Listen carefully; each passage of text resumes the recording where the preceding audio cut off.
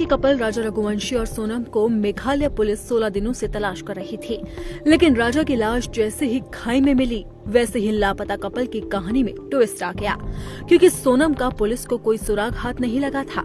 लंबे वक्त से पुलिस सोनम को ढूंढ रही थी, मगर सोनम जब आधी रात को उत्तर प्रदेश के गाजीपुर में ढाबे पर मिली तब ऐसा खुलासा हुआ जिससे सभी के होश उड़ गए।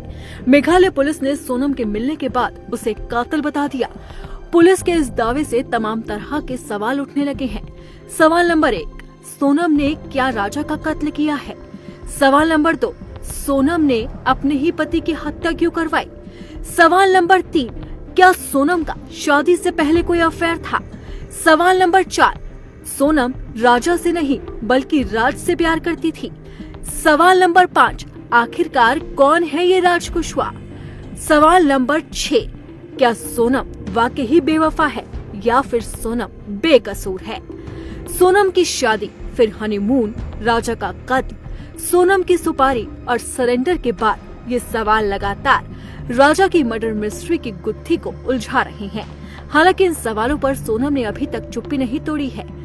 जब से पुलिस ने उसे यूपी के ढाबे से गिरफ्तार किया है तब से वो बेसुध हालत में है और अपना मुंह नहीं खोल रही है, लेकिन बार बार उसका नाम राज कुशवाहा के साथ जोड़ा जा रहा है।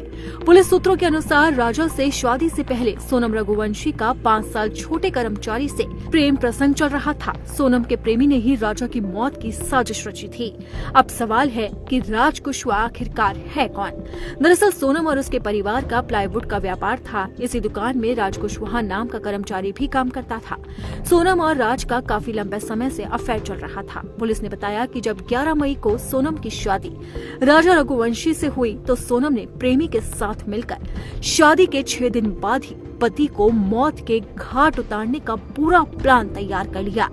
शुरुआती पूछताछ में पता चला है कि सोनम के प्रेमी राज कुशवाहा ने ही राजा को रास्ते से हटाने के लिए मारने का प्लान बनाया था। राजा रघुवंशी को मारने की साजिश में सोनम का साथ राज और उसके 3 दोस्तों ने दिया। राज के 3 दोस्त विशाल सिंह, आनंद कुर्मी और आकाश राजपूत ने राजा को मारने की पूरी प्लानिंग बनाई थी। प्लानिंग के मुताबिक उन्होंने राजा और सोनम को पहले गुवाहाटी भेजा, फिर वहां से शिलांग जाने को कहा।